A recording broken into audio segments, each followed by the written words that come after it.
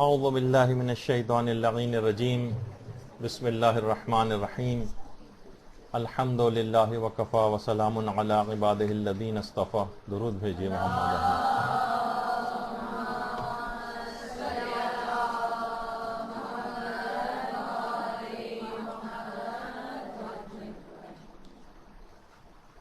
پچھلے سالوں سے کچھ مسائل کے اوپر ہماری گفتگو جاری تھی اور ایک سیریز تھی بہترین نماز کیسے پڑھیں کے عنوان سے. اس کا اگرچہ آج درس نمبر 12 ہے، تو وہ طالبات جن کے نئے ایڈمیشنز ہوئے ہیں وہ اگر اس کو کور کرنا چاہیں تو سابقہ 11 جو دروس ہیں وہ اس کو اپنے طور پر گھر میں سن لیں تاکہ اس کے ساتھ ساتھ وہ بھی چلیں. بہرحال گفتگو قنوت کے بعد اور قیام متصل و رکوع کے مسائل کے بعد آج جو ہے رکوع کے موضوع پر شروع ہو رہی ہے. رکوع کے مسائل پر ہم اس گفتگو میں کو آگے بڑھاتے ہوئے رکوع تک پہنچ چکے ہیں. دیکھیے، رکوع ایک بڑی عظیم عبادت ہے اور رکوع کی تعریف یہی ہے کہ تعظیم و ادب کی خاطر سر اور کمر کو خم کرنے کو رکوع کہا جاتا ہے. رکوع کے معنی یہی ہیں کہ تعظیم کے لیے اور ادب کی خاطر سر اور کمر کو خم کرنا. اس عظیم عبادت کو اصحاب ائمہ اور پیغمبر اسلام علی الخصوص اور ائمہ معصومین علیہم السلام اللہم صلی علی محمد و علی محمد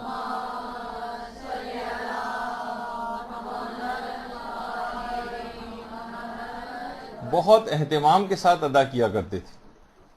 اصحاب میں اویس قرنی کے متعلق یہ بات ملتی ہے ان کی سیرت میں کہ وہ قرار دیتے تھے کہ آج کی پوری رات رکوع کی رات ہے، آج کی پوری رات سجدے کی رات ہے، اور طویل ترین رکوع اور طویل ترین سجدے انجام دیا کرتے تھے. نمازوں میں طویل ترین رکوع کرنا ایک بہت ہی اہم مسئلہ ہے روحانیت کو بڑھانے کے حوالے سے بھی. جتنا رکوع طویل ہوگا اس کے فائدے بھی اتنے ہی زیادہ ہوں گے جو آگے چل کر آنے والے. دیکھیں، قرآن کے اندر رکوع کا الگ سے تذکرہ آیا ہے. وَأَقِيمُوا الصَّلَاةَ وَآتُوا الزَّكَاةَ وَارْكَعُوا مَعَ الرَّاكِعِينَ.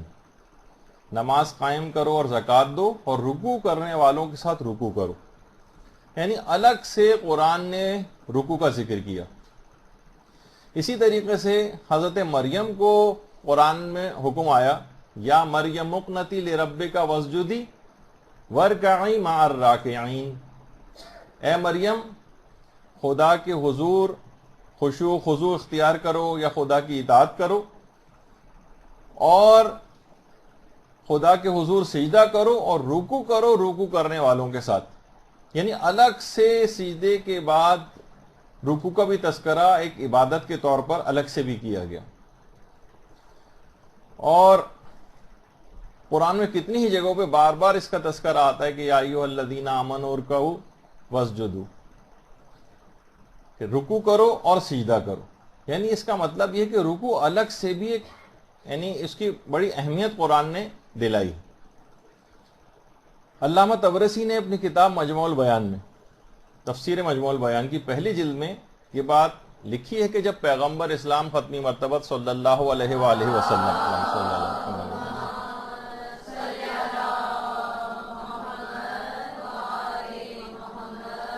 جب آپ ہجرت کے بعد مدینے گئے تو اہل مدینہ گروہ در گروہ پیغمبر کے پاس آنے لگے. پیغمبر نے اہل مدینہ کو نماز پڑھنے کا حکم دیا. ایک قبیلہ جو انتہائی متکبر قسم کا قبیلہ تھا، انہیں اپنے تکبر میں بڑی شہرت رکھتا تھا، بنو ثقیف، وہ آیا اور اس نے آ کے کہا کہ ہم ہرگز بھی خم نہیں ہوں گے، نماز نہیں پڑھیں گے، ہم خم نہیں ہوں گے، ہمارے لیے باعث ننگوار ہے کہ ہم کسی کے سامنے رکوع اور سجدہ کریں. یہ قبیلے نے باقاعدہ آ کر کہا. تو پیغمبر اسلام نے ایک جملہ اس وقت ارشاد فرمایا کہ لا خیر فی دین لیس فیہ رکوع و سجود. لیس فیہ، یا فی لکھا ہوا فیہ، رکوع و سجود. ایسے دین میں کوئی خیر نہیں ہے جس میں رکوع اور سجدہ نہ ہو. یعنی الگ سے بھی پیغمبر نے رکوع کا تذکرہ کیا، الگ سے سجدے کا تذکرہ کیا. اور اس کے بعد خود قرآن نے پیغمبر کے اس جملے کو باقاعدہ انڈوز کیا، اس کی تصدیق کی، اور باقاعدہ سورہ مرسلات کی جو 48ویں آیت ہے وہ نازل ہوئی کہ وَإِذَا قِيلَ لَهُمُ ارْكَعُوا لَا يَرْكَعُونَ. جب ان سے کہا جاتا ہے کہ رکوع کرو تو وہ رکوع نہیں کرتے. انہوں نے کہا تھا کہ ہم کسی کے سامنے خم نہیں ہوں گے، جھکیں گے نہیں، نہ سجدہ کریں گے نہ رکوع کریں گے. تو الگ سے بھی رکوع کی بڑی اہمیت اس انداز سے. اور چھٹے امام امام جعفر صادق علیہ الصلوۃ والسلام، اللہم صلی علی محمد وعلی محمد.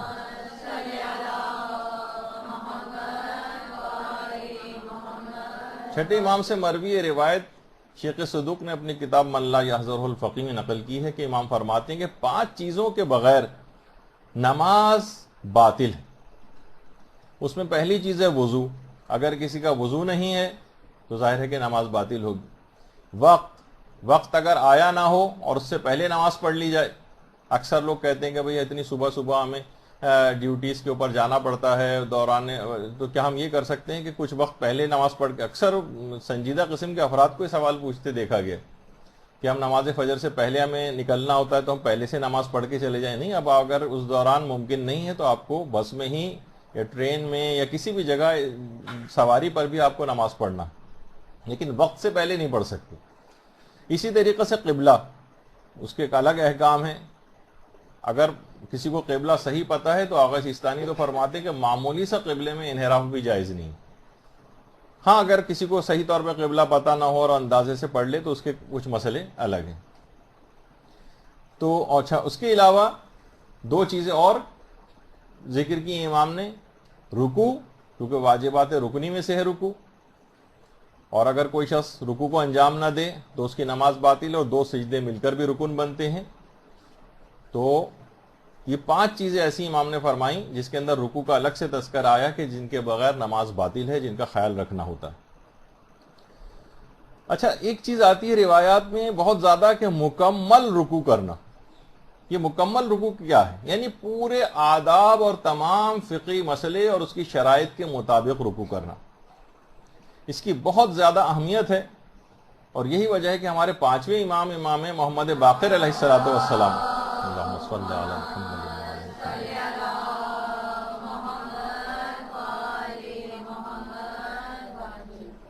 کہ امام فرماتے ہیں کہ جو شخص بھی اپنے رکوع کو کامل طور پر انجام دے، یعنی تمام شرائط کے ساتھ، تمام آداب کے ساتھ، تو وہ وحشت قبر سے محفوظ رہے گا. وحشت اس کی قبر میں داخل نہیں ہوگی. بہار الانوار کی جو روایت، یعنی اس کو خصوصیت کے ساتھ رکوع کو بالکل تمانیت اور تمام شرائط اور تمام مستحبات کے ساتھ ادا کرنا چاہیے. کیونکہ ہمارا عنوان بھی یہ ہے کہ بہترین نماز کیسے پڑھیں، تو بہترین نماز میں آداب اور شرائط کا الگ سے خیال کرنا. اور پیغمبر نے تو یہاں تک وہ جملہ ارشاد فرمایا ہے کہ جس کا رکوع اور سجدہ کامل نہ ہو اس کی نماز بھی باطل ہے. رکوع اور سجدے کو بھی کامل ہونا چاہیے، کامل. اچھا، جو شخص کامل طور پر رکوع اور سجدہ انجام نہ دے، ایک مسئلہ یہ ہے روایات میں بھی اس کا تذکرہ آیا، تو دیکھیں اس لحاظ سے بھی کہ وحشت قبر کا مسئلہ واقعی ایک ایسا مسئلہ ہے کہ اس سے بچنے کا طریقہ بتایا گیا. یعنی قبر کے عذابوں سے بچنے کا طریقہ، وحشت قبر سے بچنے کا طریقہ کہ اس کے اندر کامل رکوع انسان کرے. تو انسان یہ صرف اس وجہ سے تاکہ آپ سوچیں کہ واقعی اس موقع پر ہمیں ان چیزوں کی کتنی ضرورت پیش آئے گی جو ہم اتنے سرسری طریقے سے اپنی عبادت کو انجام دے رہے ہیں. رکوع کے اندر کوئی کیفیت نہیں ہے، کوئی بس گئے اور سیکنڈز کے اندر ہم کھڑے ہو گئے، نہ ہم نے اس کے آداب کا خیال کیا نہ اس کی مزید شرائط کا خیال کیا، بس ایک فارمیلٹی ہے کہ جو پوری کی. لیکن اس کا فائدہ کتنا زیادہ ہے کہ اس موقع پر جب انسان واقعی اس کا محتاج ہوگا تو اس کو پتہ چلے گا. ورنہ کیا ہے، مستدرک الوسائل میں باقاعدہ ہے کہ نماز میں چوری کرنا. کہا کہ سب سے بڑا چور وہ ہے کہ جو نماز میں چوری کرتا ہے. لوگوں نے کہا یا رسول اللہ، نماز میں بھی کیا چوری ممکن ہے؟ فرمایا ہاں، اگر کوئی شخص رکوع اور سجدے کو کامل طریقے سے انجام نہ دے، صحیح طریقے سے انجام نہ دے، تو یہ گویا وہ نماز کے اندر چوری کر رہا ہے. اکثر لوگوں کو آپ نے دیکھا ہوگا کتنی تیز رفتاری کے ساتھ، خاص طور پہ بچے نوجوان چونکہ نمازوں میں جن کا بالکل دل نہیں لگتا ہے، شاید ایک آدھ سیکنڈ کے لیے رکوع میں جاتے ہیں اور فوراً کھڑے ہو جاتے ہیں، ان کے لحاظ سے بھی اور بہت سارے بڑوں کو بھی یقیناً دیکھا گیا ہے، مساجد کے اندر دیکھا گیا ہے، پیش امام سے پہلے ہی ہر وقت کھڑے ہونے کی فکر میں رہتے ہیں رکوع سے بھی لوگ، تو یہ نماز میں چوری کہلاتی۔ تو کامل طور پر یعنی جب رکوع کے اندر انسان پہنچ جائے اور جب جسم اس کا مکمل طور پر ساکن ہو جائے پھر وہ ذکر رکوع پڑھے۔ اگر جسم ساکن نہ ہو اور آپ نے ذکر کرنا شروع کر دیا، یعنی ابھی حالت حرکت میں بس رکوع میں پہنچے بھی نہیں ہے صحیح طور پر کہ آپ نے ذکر کرنا شروع کر دیا، تو ایک لحاظ سے وہ ذکر غلط ہو جائے گا اور اس ذکر کی تکرار کرنا پڑے گی، یعنی آپ کو وہ ذکر رکوع دوبارہ پڑھنا ہے جو حالت حرکت میں آپ نے پڑھا ہے جب تک کہ جسم آپ کا ساکن نہیں ہوا تھا۔ اسی طرح سے اگر ذکر رکوع مکمل کر کے ہونے کے بعد، یعنی ذکر رکوع مکمل کر کے رکوع سے کھڑے ہوں، یہ بہت اس کے اندر اہمیت ہے کہ اس سے پہلے نہیں کھڑے ہو سکتے جب تک ذکر رکوع مکمل نہ ہو جائے۔ اگر آپ ذکر رکوع مکمل ہونے سے پہلے ابھی سے سبحان ربی العظیم و بحمدہ ابھی پورا ختم بھی نہیں ہوا تھا کہ آپ فوراً کھڑے ہونے کی فکر میں ہو گئیں اور جسم کو حرکت دینی شروع کر دی، تو یہ بھی صحیح نہیں۔ بلکہ اگر ایسا کیا کہ رکوع کا واجب ذکر پڑھنے کے دوران اگر آپ کھڑے ہوں تو اس میں دو مسئلے ہوتے ہیں، یا تو آپ نے جان بوجھ کے ایسا کیا ہے یا آپ نے بھولے سے ایسا کیا ہے۔ جان بوجھ کر حالت حرکت میں واجب ذکر پڑھتے ہوئے اگر آپ کھڑی ہوئی ہیں تو آپ کی نماز باطل ہے، دوبارہ آپ رکوع بھی نہیں کر سکتے ہیں کیونکہ وہ واجب رکنی ہے، اس کی زیادتی بھی نماز کو باطل کرتی۔ ہاں البتہ اگر بھولے سے ہو جائے، بے خیالی میں ہو جائے، جلد بازی کی وجہ سے دھیان نہیں رہا آپ کا اور آپ واجب ابھی ذکر ختم نہیں ہوا تھا اور کھڑی ہو گئی تو نماز کو صحیح سمجھا گیا۔ لیکن جو ساری زندگی ایسے ہی کرتے آ رہے ہیں تو آپ خود سوچئے کہ اس کو تو نہیں کہا جائے گا کہ ساری زندگی بھولتے ہی آ رہے ہیں اس مسئلے کو، تو یہ اس طرح یہ اس کو پریکٹس نہیں بنانا چاہیے، یعنی بالکل آج سے بالکل طمانینت اور اطمینان کے ساتھ جب جسم ساکن ہو جائے اسی وقت رکوع کا ذکر پڑھنا شروع کریں، اور اس کے بعد رکوع کا ذکر جب تک مکمل نہ ہو جائے تب تک کھڑے ہونے کی فکر نہ کریں۔ پھر اس کے بعد بعض اوقات یہ ہوتا ہے کہ رکوع میں آپ ہیں، کوئی شخص آیا آپ کو دھکا دے دیا، اس نے بچہ آیا وہ آ کر ٹکرا گیا آپ سے، کہ آپ کی حالت حرکت میں آپ نے ذکر رکوع پڑھ دیا لیکن کسی دھکے کی وجہ سے یا کسی کے ہلا دینے کی وجہ سے، تو آپ کو اس بات کی سہولت ہے کہ آپ اس ذکر رکوع کو دوبارہ پڑھیں، دوبارہ پڑھ سکتی ہیں، بلکہ آپ کو دوبارہ پڑھنا، یعنی اگر کبھی دھکا وغیرہ لگ جائے تو اس ذکر رکوع کو دوبارہ آپ کو پڑھنا ہے۔ اچھا، اسی طرح سے اگلا مسئلہ یہ ہے کہ رکوع میں کتنا جھکنا واجب ہے۔ اکثر افراد کو یہ دیکھا گیا ہے کہ بہت ہی معمولی سے جھکتے ہیں۔ رکوع میں کم سے کم اتنا جھکنا ہے کہ ہاتھ گھٹنوں تک پہنچ سکیں، ہاتھ گھٹنوں تک پہنچ سکیں۔ اگر ہاتھ گھٹنوں تک نہیں پہنچ رہے ہیں، بہت معمولی سے جھکیں گے، صرف رانوں تک ہاتھ آپ پا رہے ہیں، گھٹنوں تک نہیں پہنچ رہے ہیں، تو یہ کافی نہیں، آپ کو کم سے کم اتنا تو جھکنا ہے کہ ہاتھ گھٹنوں تک پہنچ سکیں۔ اچھا، پھر ہاتھ گھٹنے پر رکھنے یا نہیں رکھنے، یہ اگلا مسئلہ ہے کہ کیا رکوع میں ہاتھوں کا گھٹنوں پر رکھنا واجب ہے؟ تو اکثر اور زیادہ تر مجتہدین کا تو نظریہ یہ ہے کہ نہیں، جس میں آغا سیستانی بھی شامل ہیں، کہ ہاتھوں کا گھٹنے کے اوپر رکھنا واجب نہیں۔ البتہ کچھ علماء ایسے ہیں جو کہتے ہیں کہ نہیں، جیسے کہ خود رہبر معظم، ان کا نظریہ یہ ہے کہ ہاتھوں کو احتیاط یہ ہے کہ گھٹنوں کے اوپر بھی رکھا جائے۔ تو بہرحال کم سے کم جھکنا اتنا ہے کہ ہاتھ گھٹنوں تک پہنچ سکیں۔ پھر ہاتھ چاہے ہم لٹکا کے رکھیں، وہ پھر تقلید کا مسئلہ آ جائے گا۔ آغا سیستانی کے نزدیک آپ کے لیے اجازت ہے، اب ضروری نہیں کہ آپ ہاتھ گھٹنوں پہ رکھیں، البتہ بہتر ہے، زیادہ ثواب ملے گا، یہ الگ ہے، لیکن آپ کو صحیح طور پر پتہ ہونا چاہیے باقاعدہ، کیونکہ کبھی کبھی ایسا بھی ہو سکتا ہے، جیسے کہ آگے چل کر گفتگو میں آئے گا بھی، تو اس مسئلے کی آپ کو افادیت پتہ چلے گی کہ دوران رکوع ہی آپ کو کسی جگہ پہ کھجلی محسوس ہوئی، خارش ہوئی، آپ نے کھجانا شروع کر دی تو ہاتھ گھٹنے سے اٹھ گیا، تو آپ یہ سوچیں گے کہ ارے میری تو نماز باطل ہو گئی۔ تو یہ دماغ میں اس وجہ سے رہے تاکہ صحیح طور پر مسئلہ پتہ ہو کہ اگر ہاتھ گھٹنے کے اوپر رکھنا کیونکہ واجب نہیں ہے آغا سیستانی کے فتوے میں، تو ایسا کچھ ہو جائے تو نماز آپ کی ٹھیک رہے گی۔ اچھا، پھر دوران رکوع جیسے کہ ابھی ذکر ہوا کہ کیا ہاتھوں سے کچھ کام کر سکتے ہیں؟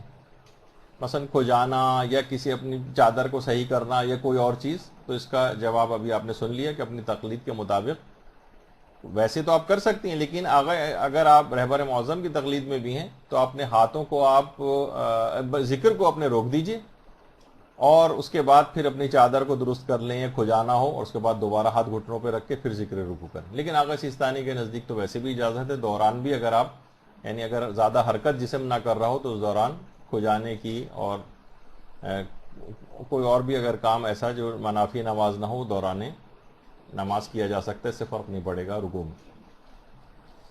اچھا، اگر کوئی شخص رکوع کے لیے مکمل طور پر نہ جھک سکے،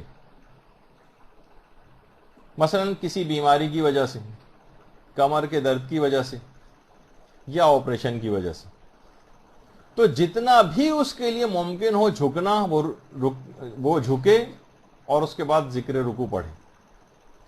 البتہ اس کے اندر زیادہ تر میں نے یہ دیکھا ہے کہ معمولی سا کہ جو کہ ایسا کوئی ہلکا پھلکا سا درد ہے، اور آپ کو پتہ ہے کہ اس میں ڈاکٹر حضرات بھی زیادہ تر تقریباً 99.99% جو ہے وہ بالکل دین سے بھی لاپرواہ ہوتے ہیں۔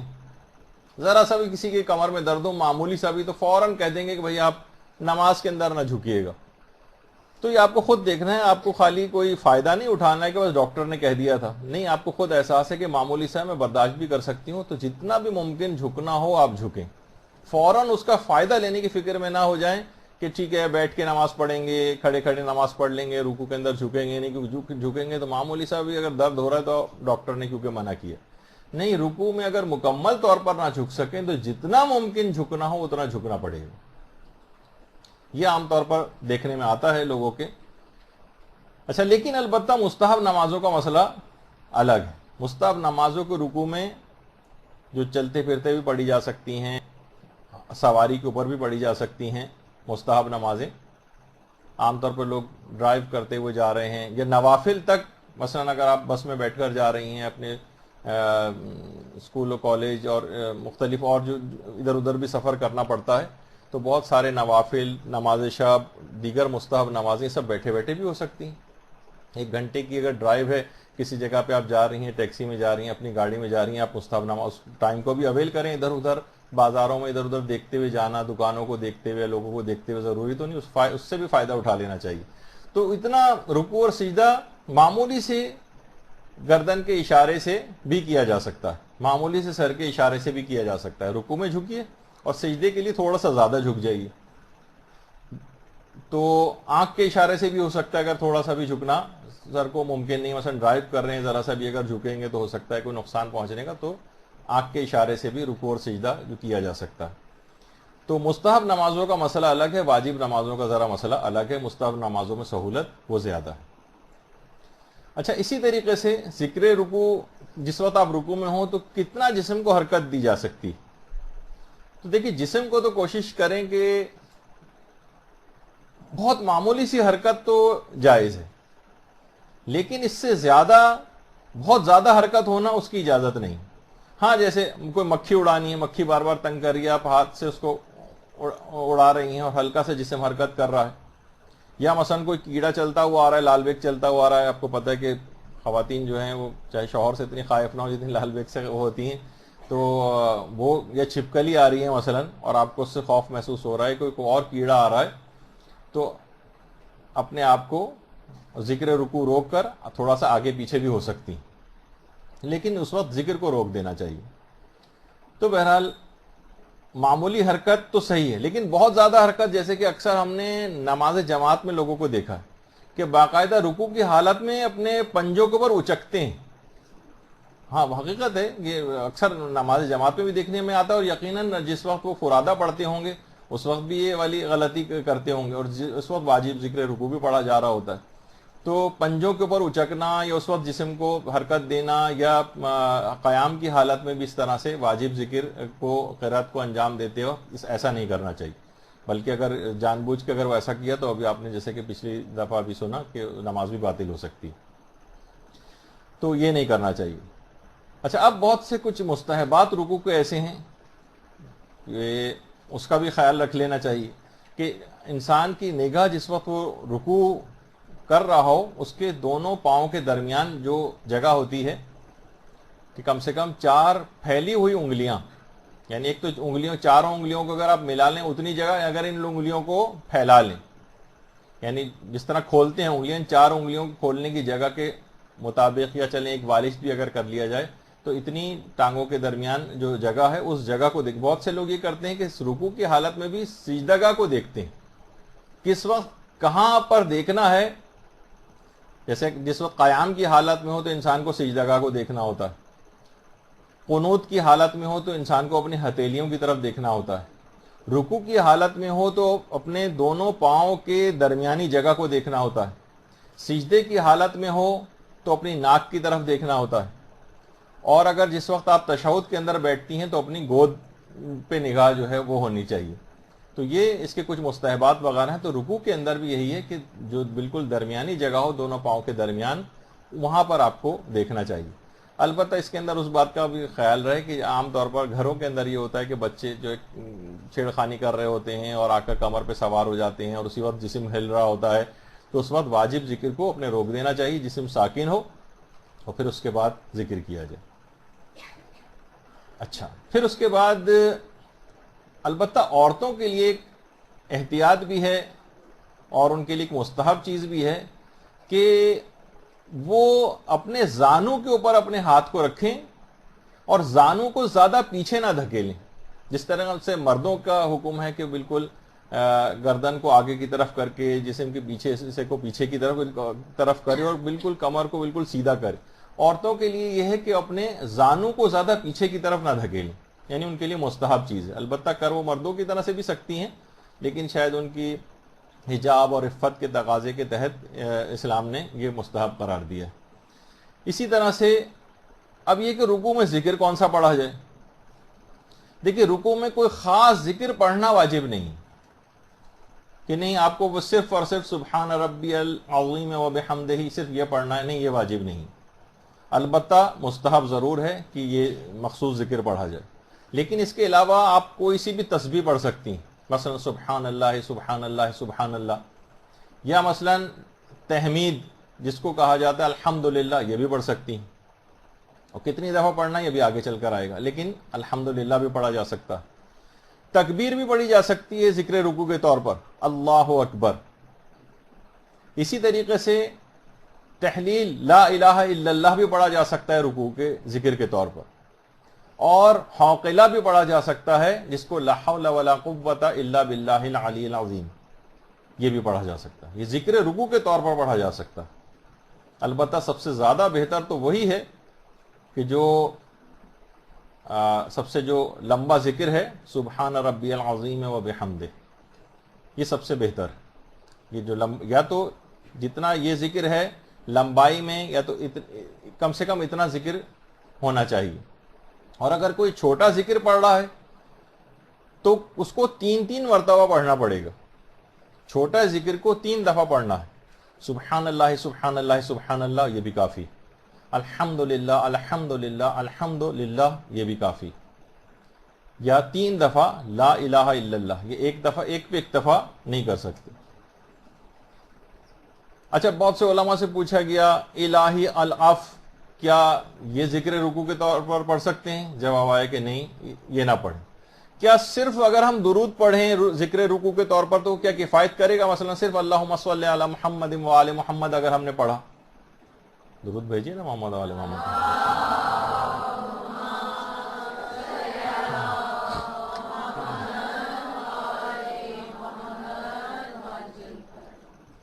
تو یہ بھی کافی نہیں، یعنی باقاعدہ ذکر پڑھنا. تو یا تو تسبیح پڑھیں، یا تحمید، یا تحلیل، یا تکبیر، یا حوقلہ، اس طرح کی چیزیں پڑھی جا سکتی ہیں. اور سب سے بہتر تو وہ لمبا والا ذکر ہی ہے جو عام طور پر رائج ہے. اچھا، اب یہ ہے کہ کیا ایک بار کوئی چھوٹا ذکر پڑھ سکتے ہیں؟ تو اصولی جواب تو یہ ہے اس کا پہلا کہ احتیاط واجب کی بنا پر جائز نہیں ہے کہ آپ کوئی چھوٹا ذکر ایک دفعہ پڑھیں. مثلا آپ کہیں اللہ اکبر اور اس کے بعد کھڑی ہو جائیں، ایک دفعہ سبحان اللہ کہا اور کھڑی ہو جائیں، نہیں، یہ نہیں چلے گا. احتیاط واجب ہے کہ کم سے کم 3 دفعہ چھوٹے اذکار کو پڑھا جائے. البتہ دو تین مقامات ایسے ہیں کہ جہاں پر چھوٹے ذکر کو بھی پڑھا جا سکتا ہے ایک دفعہ. وہ کون سا ہے؟ جب وقت بہت کم رہ جائے, بہت ہی کم وقت ہے اور بس 1 منٹ ہے آپ کے پاس, 1 منٹ میں آپ کو 2 رکعت نماز پڑھنا ہے. اب اتنا وقت نہیں کہ ہم ہر ذکر رکوع اور ذکر سجدہ کو 3 بار پڑھیں. یہاں اس موقع پر آپ کو اجازت ہے, بلکہ ہو سکتا ہے واجب بھی آپ کے لیے ہو جائے کہ بس کبھی دوسرا سورہ بھی چھوڑنا واجب ہو سکتا ہے کہ جب صرف سورہ الحمد کے اوپر اکتفا کریں, فوراً رکوع میں جائیں کیونکہ وقت بہت کم ہے, 1 مرتبہ صرف جو ہے سبحان اللہ کہہ دیں, سجدے میں جائیں 1 دفعہ سبحان اللہ یا اللہ اکبر یا الحمدللہ کہہ دیں اور کھڑے ہو جائیں. یعنی جب جب نماز کا وقت تنگ ہو اور نماز قضا ہونے والی ہو. البتہ اگر 2-3 منٹ بھی ہیں تو پھر اس کی اجازت نہیں ملے گی, کیونکہ مثلا 2 رکعت ہے یا 4 رکعت ہی نماز بھی ہے, وہ آرام سے 3 منٹ میں ہو سکتی اور اس کے اندر 3 مرتبہ پڑھا جا سکتا ہے, تو پھر آپ کو اختیار نہیں ہوگا اس میں. یا مثلا دوسرا موقع ہے کہ جب چھوٹے ذکر کے اوپر اکتفا کیا جا سکتا ہے ایک بار بھی, وہ ہے کہ جب انسان مریض ہو. مثلا اس کو اتنا زیادہ لمبی دیر کے لیے جھکنا ممکن نہیں, جیسے کہ میں نے کہا کہ ہو سکتا ہے کسی کی ایک تو ہر آنکھ کے آپریشن کے بعد جھکنا ممنوع نہیں ہوتا. دیکھیں عام طور پر ٹھیک ہے کچھ لوگ احتیاط بتا دیتے ہیں, عام طور پر جیسے کہ نماز نہ پڑھیے گا. اکثر لوگ جن کا بھی ذرا سا بھی, جیسے کہ عام طور پر کیٹریکٹ کا جن کا آپریشن ہوتا ہے, وہ پتہ نہیں کتنے کتنے دن تک اسی طریقے سے مہینے بھر تک ایسی نمازیں پڑھتے رہتے ہیں کہ ہمیں تو جھکنے کو منع کیا, جبکہ ہو سکتا ہے کہ صرف وہ احتیاط فقط 1 دن کی حد تک ہو. یا آنکھوں پہ پانی ڈالنے کو ہمیں منع کیا ہے, وہ ہو سکتا ہے صرف چند گھنٹے کی احتیاط ہو, اس سے زیادہ کی ہوتی بھی نہیں, بلکہ اس میں عام طور پر اس کی تاکید کی جاتی ہے کہ آنکھوں کو زیادہ سے زیادہ دھویا جائے تاکہ انفیکشن یا اس طرح کی کوئی چیز نہ ہو. لیکن لوگ بالکل اس کے برخلاف عمل کر رہے ہوتے ہیں اور اپنے تئیں ایسی احتیاط جو نہ شریعت کے اندر کہیں مذکور ہے اور نہ ہی میڈیکل سائنس کے اندر اس قسم کی احتیاطیں کر رہے ہوتے ہیں. تو لیکن بہت سارے واقعی ایسا جائز ان کے پاس ریزن ہوتا ہے, کوئی آنکھ کا بڑا آپریشن ہوا کہ زیادہ دیر تک جھکنا ممکن نہیں ہے ان کے لیے, لیکن اتنا جھک سکتا ہے خالی کہ صرف 1 دفعہ الحمدللہ کہے, 1 دفعہ اللہ اکبر کہے, یا 1 دفعہ سبحان اللہ کہے اور کھڑا ہو جائے. اتنا اس کے لیے ممکن ہے, تو واجب ہے کہ پھر ٹھیک ہے رکوع کرے وہ اور صرف 1 مرتبہ چھوٹا ذکر پڑھ لے. لیکن جیسے اس کے اندر وہ طاقت توانائی یا خطرے سے باہر نکلے گا, فوراً 3 دفعہ واجب ہو جائے گا. اور تیسرا موقع ہے جب بھی کوئی عقلی شرعی ضرورت ہو. عقلی شرعی ضرورت, اب اس کی بہت ساری مثالیں ہو سکتی ہیں, لیکن کوئی بھی آپ کے واقع عقل یہ کہے کہ اس موقع پر بس آپ کو جلد سے جلد نماز ختم کرنی چاہیے, تو اس موقع پر اجازت مل جاتی ہے. یا عرف کے اندر ہو سکتا ہے کوئی بہت اہم آدمی کوئی دروازے پر آیا ہو اور وہ واپس جا رہا ہو, اور اب آپ کو یہ ہے کہ اگر میں نے زیادہ دیر لگائی تو کوئی بڑا نقصان ہو جائے گا. کوئی بھی اس قسم کی بات جو کہ عقل جس کو کہے کہ ہاں یہ ضرورت ہے, یا جس کو معاشرہ کہے, یا کوئی شرعی ضرورت ہو اور واقعی ضرورت ہو کہ آپ کو جلد سے جلد نماز ختم کرنا ہے, تو اس موقع پر چھوٹے ذکر پر اکتفا کیا جا سکتا, 1 موقع پر بھی کافی ہو جائے گا. تو یہ تو ہو گیا کم سے کم 1 مرتبہ, وہ بھی استثنائی کچھ کیفیات ہیں. لیکن اگر 3 سے زائد مرتبہ, اگر ہم, بہت سے لوگ کہتے ہیں غلطی سے ہم نے 3 کے بجائے 4 دفعہ ذکر پڑھ لیا رکوع کا, جیسے کہ ابھی آگے چل کر میں آپ کو ایک کلپ بھی دکھانے والا ہوں جس میں مجتہدین نے زائد دفعہ بھی اس کو پڑھا ہے. مثلا 4 مرتبہ, تو بھولے سے تو چھوڑیے, غلطی سے تو چھوڑیے, جان بوجھ کر بھی 3 سے زائد مرتبہ پڑھا جا سکتا. بلکہ بہت سی, ابھی تو اس کا موقع نہیں ہے ورنہ اور میں بتاتا, قرات نماز کا بھی مسئلہ ہے کہ باقاعدہ مجتہدین نے اپنی کتابوں کے اندر لکھا ہے کہ کیا مثلا کسی آیت کی بار بار تکرار کر سکتے ہیں. مثلا بہت ساری نمازیں ایسی ہیں, چند ایک کی, جس کے اندر مثلا ایاک نعبد و ایاک نستعین کی 70 دفعہ پڑھنا ہوتا, تو ائمہ کی 70 دفعہ یا 100 دفعہ یا اس طرح سے ائمہ کی اپنی سیرت میں ملتا ہے کہ نماز واجب تک کے اندر کسی بھی ایک آیت کی بار بار تکرار کیا کرتے تھے, یہاں تک کہ 70 یا 100 دفعہ بھی تکرار کرتے تھے جان بوجھ کر بھی. البتہ وہ واجب کی نیت سے نہیں ہوگا, بلکہ اسی ایک آیت کی تکرار کے طور پر, یعنی یہ دماغ میں نیت یہ ہونی چاہیے کہ نہیں میں واجب کی نیت سے کام نہیں کری کہ نماز میں واجب ہے کہ 70 دفعہ پڑھا جائے. یعنی اس طرح کی کوئی خصوصیت اگر وہ نہ کرے اور اس کے ثواب لینے کے لیے اس کی تکرار کرے قصد قربت مطلقہ وغیرہ کی نیت سے, تو اس لحاظ سے جائز ہو جاتا ہے اس کو تکرار کرنا.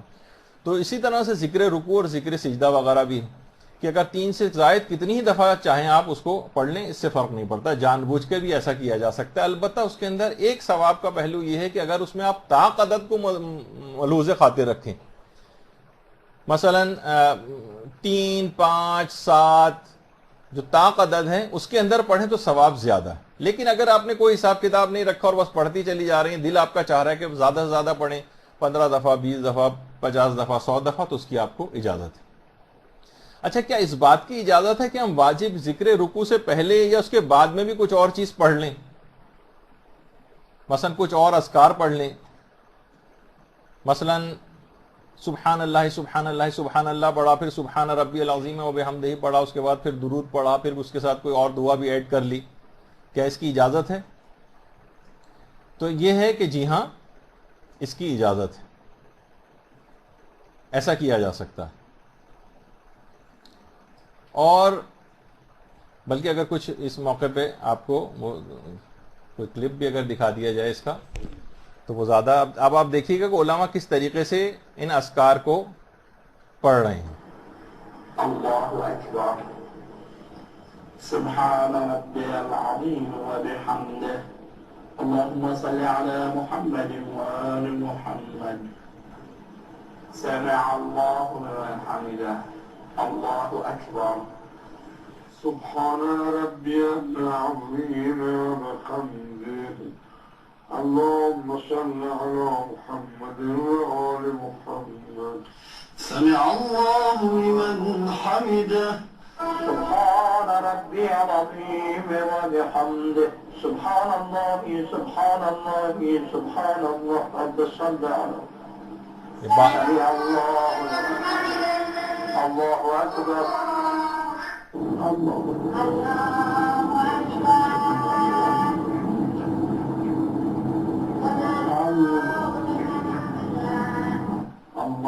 أكبر، سبحان ربي العظيم وبحمده، سبحان الله سبحان الله سبحان الله، الله أكبر، الله أكبر، سبحان الله سبحان الله سبحان الله، اللهم صل على محمد وآل محمد وعجل فرجهم، سمع الله لمن حمده، الله أكبر، الله أكبر، الله أكبر، سبحان الله بحمده، سبحان الله سبحان الله سبحان الله سبحان الله، 4 دفعہ پڑھا انہوں نے۔ سمع الله لمن حمده، الله أكبر، سبحان الله، سبحان ربي العظيم وبحمده، سبحان ربي العظيم وبحمده، سبحان الله أكبر، الله أكبر، سبحان ربي العظيم وبحمده، سبحان ربي العظيم، الله أكبر، سبحان الله سبحان الله سبحان الله، سمع الله لمن حمده، الله أكبر۔ تو آپ نے دیکھا کہ مختلف طریقوں سے ذکر رکوع کو پڑھا گیا، اس سے پہلے بھی کچھ پڑھا گیا، اس کے بعد بھی پڑھا گیا، کبھی 3 دفعہ پڑھا گیا، کبھی 4 دفعہ پڑھا گیا، کبھی وعجل فرجہم پڑھا گیا۔ تو اس کے بہت ساری کچھ دعائیں ہیں کہ جو کہ اس کے ساتھ ملائی جا سکتی ہیں۔ پھر ایک ہے کہ کیا ذکر رکوع کے بجائے قرآنی آیات پڑھی جا سکتی ہیں؟ دیکھیے، پہلے تو کوشش یہی ہونی چاہیے کہ جو ذکر رکوع ہے وہی مروجہ جو ہیں وہی آپ پڑھیں، زیادہ بہتر یہی ہے۔ البتہ واجب ذکر کرنے کے بعد اگر آپ چاہیں کہ رکوع کے اندر قرآنی آیات کچھ پڑھنا چاہیں تو آپ پڑھ سکتی ہیں۔ اچھا، اب یہ ہے کہ ذکر رکوع کتنا پڑھا جا سکتا ہے، تو ابھی ذکر ہو گیا کہ جتنا بھی چاہیں، بس یہ ہے کہ نماز کا وقت ختم نہ ہونے لگے اور شکل نماز ختم نہ ہونے لگے۔ بعض اوقات ہوتا ہے نا کہ مثلا 3 گھنٹے کا بل تو ممکن نہیں ہے، لیکن بالفرض کوئی اتنا لمبا رکوع کرتا چلا گیا کہ اس کی شکل نماز ختم ہو جا رہی، تو اور یا نماز کا وقت ختم ہوا چلا جا رہا ہے، وہ قضا ہو جائے گی اگر آپ نے اتنا لمبا رکوع پڑھا. تو اس کے علاوہ لیکن کتنا بھی رکوع کو اگر لمبا کریں تو لمبا کیا جا سکتا ہے، کتنا بھی اس کو بڑا کریں، کتنی دفعہ پڑھنا چاہیں تو پڑھ سکتے ہیں. اچھا، بعض اوقات یہ ہوتا ہے اب کچھ شکیات کے 3-4 مسئلے ایسے ہیں کہ جو عام طور پر لوگوں کو پیش آتے ہیں. اگر رکوع میں آپ کو شک ہو جائے کہ میں نے ذکر رکوع پڑھا بھی ہے یا نہیں پڑھا، بعض اوقات کنفیوز ہو جاتا ہے آدمی رکوع کے اندر، پتہ نہیں میں نے ذکر رکوع پڑھا ہے یا نہیں پڑھا. تو رکوع ہی کے اندر اگر آپ ہیں اور یہ شک ہو رہا ہے تو آپ کو ذکر رکوع پڑھنا پڑے گا. آپ یہ نہیں کہہ سکتی اتنی دیر ہو گئی اب تو پڑھ ہی لیا ہوگا، نہیں، اگر رکوع میں شک ہو رہا ہے کہ میں نے ذکر رکوع پڑھا ہے یا نہیں پڑھا تو آپ کو ذکر رکوع پڑھنا. اگر رکوع کے بعد یہ شک ہو کہ میں نے ذکر رکوع پڑھا تھا یا نہیں پڑھا تھا، مثلا آپ کھڑی ہو گئی اور آپ شک ہو رہا ہے کہ پتہ نہیں میں نے ذکر رکوع پڑھا یا نہیں پڑھا، سمجھنے کے پڑھ لیا اور نماز کو آگے جاری رکھیں. اب آپ کو پیچھے جانے کی نہ ضرورت ہے نہ اجازت. پھر اگر یہ ہو کہ رکوع کے دوران ہی آپ کو شک ہو جائے کہ شاید میں نے ذکر رکوع صحیح نہیں پڑھا.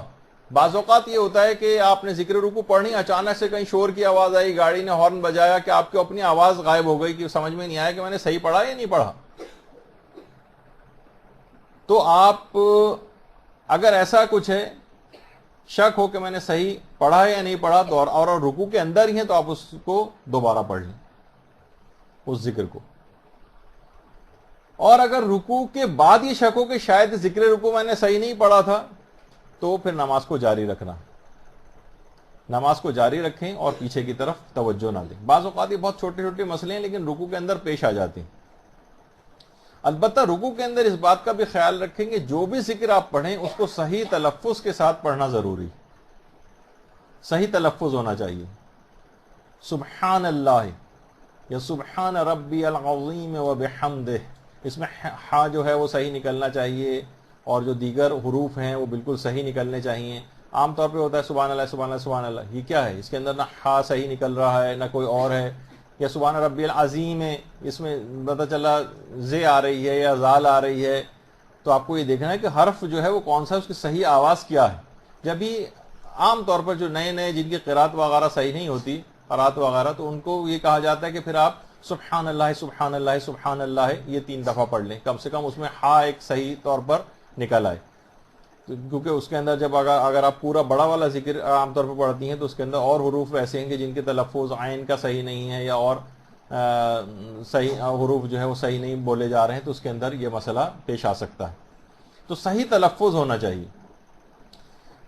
اچھا، ایک مسئلہ ایک اور ہے کہ کیا لوگ کہتے ہیں کہ اکثر ہم سے غلطی ہو جاتی ہے پڑھنے میں کہ رکوع کے بجائے سجدے کا ذکر اور سجدے کے اندر رکوع کا ذکر پڑھ دیتے ہیں. رکوع میں مثلا سبحان ربی الاعلی وبحمدہ پڑھ دیا اور سجدے میں جا کر رکوع کا ذکر پڑھ دیا، سبحان ربی العظیم وبحمدہ والا وہ ذکر پڑھ دیا. تو کیا اس کی اجازت ہے؟ یا تو غلطی سے ایسا ہو جائے یا جان بوجھ کے بھی اجازت ہے یا اجازت نہیں. تو بہرحال موجودہ مجتہدین جیسے آغا سیستانیہ اور رہبر معظم وغیرہ، ان کا تو یہی نظریہ ہے کہ جان بوجھ کر بھی ایسا کیا جا سکتا ہے. اور اگر غلطی سے ہو جائے تو ظاہر ہے کہ اس میں تو جب جان بوجھ کے ہو سکتا ہے تو اس غلطی سے اگر ہو جائے تو اس سے بھی کوئی فرق نہیں پڑتا. لیکن کچھ علماء ایسے ہیں کہ جو احتیاط واجب لگا کر منع کرتے ہیں، جیسے آغا ناصر مکارم شیرازی ہیں، یا شاید امام خمینی کا یہ مسئلہ کچھ میرے دماغ میں آ رہا ہے کہ شاید ان کا بھی تھا. تو اگر کوئی ایسا اس میں زیادہ بہتر تو یہی ہے کہ رکوع میں رکوع کا ذکر پڑھیں، سجدے میں سجدے کا مخصوص ذکر جو بڑا والا ہے وہی پڑھیں. لیکن اگر کبھی اس کے برخلاف بھی ہو جائے، غلطی سے ایسا ہو جائے تو خیر نماز میں کوئی فرق نہیں پڑتا. اور موجودہ مجتہدین کے نزدیک تو آپ نے سن ہی لیا کہ اس کے جان بوجھ کر بھی ایسا کیا جا سکتا. البتہ کچھ علماء ایسے ہیں جو احتیاط وغیرہ لگا کر منع کرتے ہیں کہ آپ خود سے اس میں تبدیلی نہ کریں. اور یہ جو مخصوص اذکار ہیں رکوع کے سجدے کے، ان کو رکوع کے ذکر کو سجدے میں نہ پڑھیں اور سجدے کے ذکر کو رکوع کے اندر نہ پڑھیں. اچھا، اب جو بھی ذکر پڑھیں وہ حالت حرکت میں نہیں ہونا چاہیے اور ایک طمانیت ہونی چاہیے. جھکتے ہوئے یا کھڑے ہوتے ہوئے آپ کو کوئی ذکر نہیں پڑھنا ہے. اور یہ بھی دماغ میں رہے رکوع کی حد تک کہ رکوع کے اندر یہ مسئلہ ہے کہ رکوع میں 2 رکوع نہیں ہونے چاہیے. سہون بھی اگر 2 رکوع ہو گئے تو نماز باطل ہو جاتی. اچھا، کبھی کبھار یہ ہوتا ہے کہ حالت قیام میں شک ہوتا ہے کہ میں نے رکوع کیا یا نہیں کیا. مثلا دوسرا سورہ پڑھ کر ابھی فارغ ہوئے ہیں اور اب شک ہو رہا ہے کہ پتہ نہیں میں نے رکوع کر لیا، یہ رکوع کرنے کے بعد میں کھڑی ہوئی ہیں، تو پھر آپ کو رکوع کرنا لازم ہوگا۔ اگر آپ کو حالت قیام میں شک ہو کہ میں نے رکوع کیا یا رکوع نہیں کیا تو آپ کو رکوع کرنا ہے۔ اور اگر آپ کو نماز کے بعد معلوم ہوا کہ ایک رکعت میں تو میں نے رکوع کیا ہی نہیں تھا، مثلا اکثر گھروں میں بھی سی سی کیمرے لگے ہوتے ہیں، کسی جگہ بھی آپ نے کبھی ریوائنڈ کر کے دیکھا، کہا کہ اس میں تو میں نے رکوع ہی نہیں کیا، اب آپ کو چاہے وہ بعد میں کیوں نہ پتہ چلے، اس نماز کی آپ کو قضا کرنا پڑے گی۔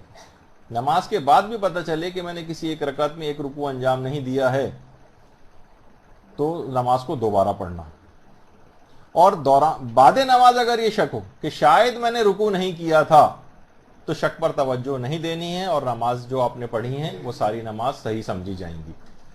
تو یہ کچھ چھوٹے چھوٹے سے اس کے فقہی مسئلے ہیں کہ جن کا عام طور پر اس کا خیال کرنا ہوتا ہے۔ اچھا، جیسے کہ ابھی آپ نے سنا کہ رکوع سجدہ میں بہتر ہے کہ قرآنی آیات کے بجائے اذکار پڑھے جائیں، یہ اصل میں کچھ روایات بھی اس سلسلے میں آئی ہیں کہ پیغمبر کی بھی ایک حدیث ہے اس سلسلے میں، اللہم صلی علی محمد وعلی محمد،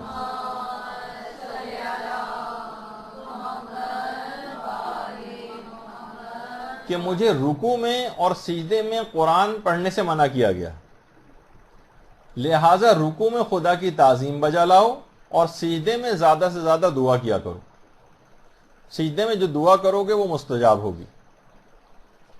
اور رکوع میں ایک مسئلہ اور بھی ہے کہ رکوع میں درود جو ہے وہ خود ایک دعا ہے، اور ضروری نہیں کہ آپ درود ایک ہی دفعہ پڑھیں، آپ اس کی بھی تکرار کر سکتی ہیں رکوع میں، مثلا 3 دفعہ 5 دفعہ 7 دفعہ بھی درود پڑھا جا سکتا ہے، اور درود کے بعد وَعَجِّلْ فَرَجَهُمْ بھی کہا جا سکتا ہے، اللہم صلی علی محمد وآل محمد وعجل فرجہم۔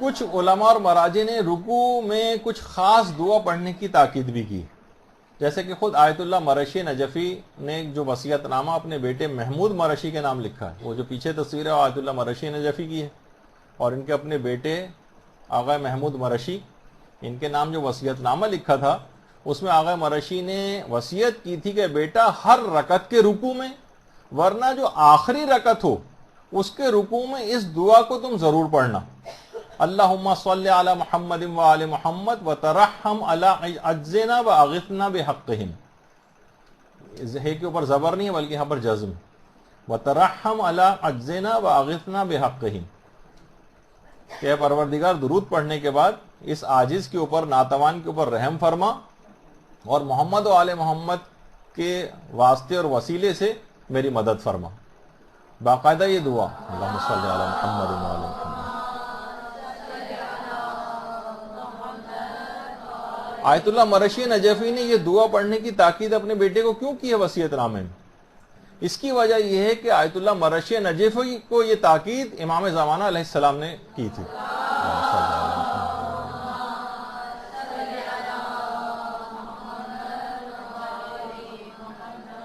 تو رکوع کے اندر اگر اپنے آپ اذکار کے اندر اس ذکر کو بڑھا لیں کہ باقاعدہ امام زمانہ نے آیت اللہ مرشی نجفی کو تاکید فرمائی تھی اس کی کہ یہ پڑھا کرو، تو اگر آپ بھی پڑھیں گی تو انشاءاللہ بہت سارے مسائل اس سے حل ہوں گے۔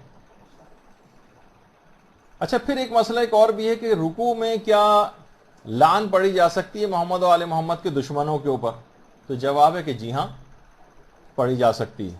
اچھا، یہ مسئلہ خالی ہمارے یہاں نہیں ہے بلکہ جو دشمنان اہل بیت ہیں ان کے لیے لعن کا تذکرہ خود ہمارے برادران جو ہیں، جو غیر شیعہ فقہ جو پائی جاتی ہیں، ان کے اندر بھی اس کا تذکرہ ہے کہ پیغمبر باقاعدہ ایک قبیلہ جو کہ پیغمبر کو بہت تکلیف اور آزار پہنچاتا تھا، اس کا نام لے کر پیغمبر رکوع میں اس کے اوپر لعنت کیا کرتے تھے، نمازوں کے قنوت میں لعنت کیا کرتے تھے۔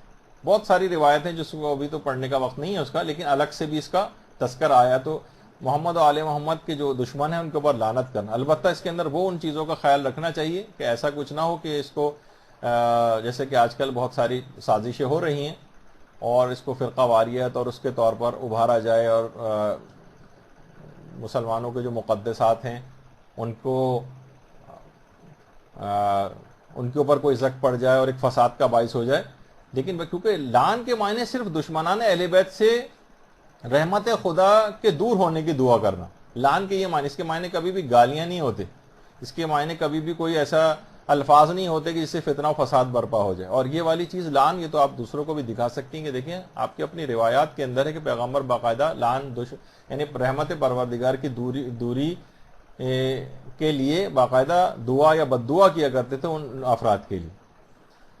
اور دیکھیے اتنا زیادہ اہمیت ہے اس رکوع کی کہ عرفہ پوری رات رکوع کے اندر گزارتے تھے، اور یعنی کثرت سے جتنے بھی اذکار اور دعائیں جو کہ رکوع کے اندر پڑھی جا سکتی ہیں وہ سب رکوع کے اندر بھی پڑھتے تھے.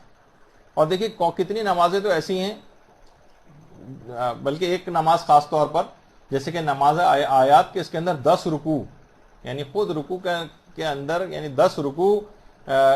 کچھ نماز جیسے یہی نماز آیات کے اندر ہر رکعت کے اندر 5 رکوع کرنا پڑتے ہیں، 2 رکعت کے اندر 10 رکوع ہو جائیں گے.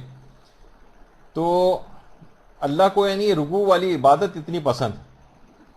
البتہ رکوع بھی مخصوص عبادت ہے، جس طرح سجدہ ایک مخصوص عبادت ہے پروردگار کے لیے.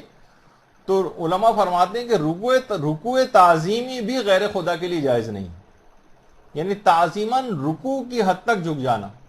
ہمارے استاد محترم باقاعدہ فقہی مسائل میں بیان فرماتے تھے کہ بہت سے لوگ بالکل اس طرح چائنیز یا جیپنیز جھکتے چلے جاتے ہیں، رکوع کی حد تک چلے جاتے ہیں کسی کی تعظیم میں، تو کسی کے لیے تعظیماً رکوع کرنا بھی جائز نہیں. تو یہ دماغ میں خیال رہنا چاہیے. اچھا، رکوع کے بعد جب کھڑے ہوں تو سمع اللہ لمن حمدہ اس کو پڑھا جاتا ہے کہ جو بھی کوئی اللہ کی حمد کرتا ہے تو اللہ اس کو سنتا ہے، یعنی جس کا ترجمہ یہ. تو اس کو بھی، اس کے لیے بھی صحیح تلفظ ہونا چاہیے. عام طور پر لوگوں کو دیکھا گیا سمع اللہ لمن حمدہ یہ پڑھتے ہیں، اس کو ہو لمن نہیں ہے، سمع اللہ لمن حمدہ. اس میں عین بھی آ رہا ہے، حلوے والی ہے بھی آ رہی ہے، اور وہ گول والی ہے بھی آ رہی ہے، جو کہ عام طور پر جس کو کہا جاتا ہے. تو اس کا خیال رکھنا چاہیے. سمع اللہ لمن حمدہ یہ نہیں ہونا چاہیے، یعنی اس کا بھی کیونکہ مستحبات ہے لیکن اس کا بھی تلفظ وہ صحیح ہونا چاہیے. اچھا، سمع اللہ کا ذکر اگر حالت حرکت میں، عام طور پر ویسے اس کو صحیح طریقہ اس کا یہ ہے کہ جس وقت آپ رکوع سے کھڑے ہو جائیں اس کے بعد، کھڑے ہونے کے بعد ساکین حالت میں سمع اللہ لمن حمدہ پڑھیں. لیکن لوگ عام طور پر جس وقت کھڑے ہو رہے ہوتے ہیں اور حرکت کی حالت میں ہوتے ہیں اس وقت اس ذکر کو پڑھتے ہیں. بہرحال اس سے نماز تو باطل نہیں ہوتی ہے، نماز ٹھیک رہتی ہے، لیکن صحیح طریقہ اس کا یہی ہے کہ جب آپ کھڑے ہو جائیں اس کے بعد اس ذکر کو پڑھیں. اچھا کوشش کریں کہ رکوع کے اندر مکمل ڈوب کر رکوع کیا جائے، یعنی باقاعدہ پروردگار کا خیال کرتے ہوئے رکوع خود، یعنی جلدی نہ کریں. بلکہ روایت میں یہ بات آئی ہے کہ جتنا کسی شخص کا رکوع طولانی ہوگا قیامت کے دن اور پل صراط پر اس کا سکون اتنا ہی طولانی تر ہوگا. قیامت کے دن یعنی کتنی گھبراہٹ والا دن ہے قیامت کا، اور پل صراط پہ انسان کو کتنی زیادہ گھبراہٹ ہو رہی ہوگی، اتنا ہی اس کا سکون طولانی تر ہوگا جتنا اس دنیا کے اندر رکوع کو وہ طولانی کرے گا. تو اس کا فائدہ کتنا زیادہ آگے چل کر طویل. اور اس سے پہلے بھی آپ نے سنا کہ وحشت قبر کا سامنا اس کو نہیں کرنا پڑے گا، کہ جو مکمل شرائط، تمانیت، اطمینان کے ساتھ رکوع کرے گا. تو رکوع کی الگ سے بھی بڑی اہمیت ہے. اور ایک رکوع تو ایسا ہے کہ جو کہ بہترین رکوع ہے، جو کہ امیر المومنین علیہ الصلوۃ والسلام نے کیا.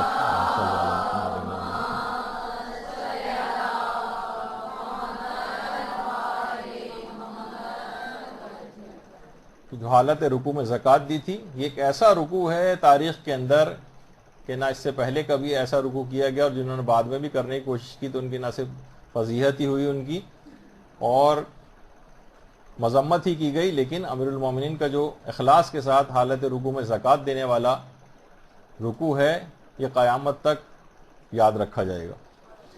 رکوع کے بعد، رکوع کے مسائل اب ختم ہوئے.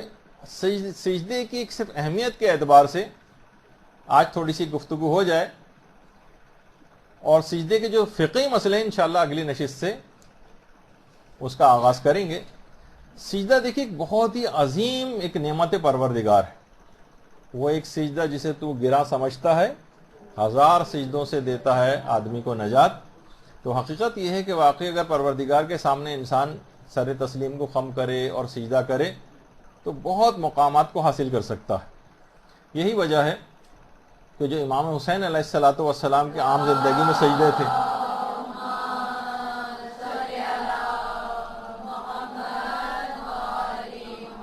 اور خاص طور پر امام کا جو آخری سجدہ ہے وہ تو دین کو کیسی بقا دے گیا کہ سجدے میں سر کٹایا زمین پر، اور اس کے بعد وہی سر کس طرح سے نیزوں پہ بلند ہوئے گئے، دین کو بھی اسی انداز سے بلند کیا گیا. دین نبی کی علاج ہے سجدہ حسین کا. تو بہرحال دیکھیے علماء یہ بیان فرماتے ہیں کہ قرآن میں نماز کے نام پر بھی کوئی سورہ نہیں، افعال نماز کے نام پر بھی کوئی سورہ نہیں، حتیٰ کہ ابھی آپ نے رکوع کا تذکرہ سنا، رکوع کے نام پر بھی کوئی سورہ نہیں. البتہ سجدے کے نام پر پورا سورہ سجدہ ہے. یہ ایک ایسی عبادت ہے جو اللہ کے علاوہ اور کسی کے لیے جائز نہیں. نہ رکوع تعظیمی جائز ہے اور نہ ہی سجدہ تعظیمی جائز. سجدہ تعظیمی کی بھی اجازت نہیں. سجدہ تعظیم اگر طوالت کا خوف نہ ہوتا تو اس کے اندر مزید دلائل ہم ذکر کر سکتے تھے کہ عام طور پر باقاعدہ لوگوں کا جو دیکھنے میں آ رہا ہے کہ غیر خدا کو بھی سجدے وغیرہ کرنے شروع کر دیں. دیکھیے جب بھی سجدے عام طور پر لوگ دلیل لاتے ہیں کس چیز سے، وہ آدم کو جو فرشتوں نے سجدہ کیا تھا. تو آغا سیستانی سے بھی بات پوچھی گئی کہ جو آدم کو جو فرشتوں نے سجدہ کیا تھا تو وہ بھی تو ایک سجدہ تھا، تو وہ کون سا سجدہ تھا پھر اگر غیر خدا کو سجدہ جائز نہیں؟ یا حضرت یوسف کو ان کے بھائی اور ان کے بھائیوں نے اور ان کے والد نے جو سجدہ کیا تھا اس کو کیا کہا جائے گا؟ تو آغا سیستانی کا باقاعدہ فتوے کا جواب یہ آیا کہ سجدہ تعظیمی بھی جائز نہیں ہے، اور آدم کو جو سجدہ تھا فرشتوں کا وہ آدم کو قبلہ قرار دیا گیا تھا. جیسے ہم خانہ کعبہ کو سجدہ نہیں کرتے ہیں بلکہ قبلہ اس کو پروردگار نے قرار دیے، اس کو سجدہ کرتے ہیں. سجدہ پروردگار کو ہوتا ہے، رخ خانہ کعبہ کی طرف کیا جاتا ہے. تو آدم کی طرف رخ کروا کے پروردگار کو سجدہ کروایا گیا تھا. اس پہ خیر علماء کے پھر بہت ساری بحثیں ہیں الگ، لیکن آغا سیستانی کا جو نظریہ کہ آدم کو قبلہ قرار دیا گیا تھا، اور حضرت یوسف کے بھائیوں نے اور حضرت یوسف کے والد اور والدہ نے جو سجدہ کیا تھا حضرت یوسف کے سامنے، وہ بھی تعظیماً حضرت یوسف کو سجدہ نہیں تھا، سجدہ پروردگار عالم کو تھا، اور شکر پروردگار میں وہ سجدہ کیا گیا تھا کہ وہ بیٹا کہ جس کو اتنی مصیبتوں صعوبتوں کے بعد اتنے طویل عرصے کے بعد پروردگار نے کتنا عروج اس کو جو ہے عطا کیا کہ دنیاوی بادشاہت بھی اس کو دے دی، شکر پروردگار کا سجدہ تھا، وہ تعظیمی حضرت یوسف کو سجدہ نہیں تھا. تو بہرحال یہ ایسی چیز ہے کہ سب سے اہم مسئلہ بھی دیکھیے کائنات کا جو پہلا جھگڑا ہے نا وہ بھی سجدہ کرنے پر ہی ہوا ہے. اور امیر المومنین تو یہاں تک جملہ ارشاد فرماتے ہیں حضرت امیر المومنین علی ابن ابی طالب علیہ الصلوۃ والسلام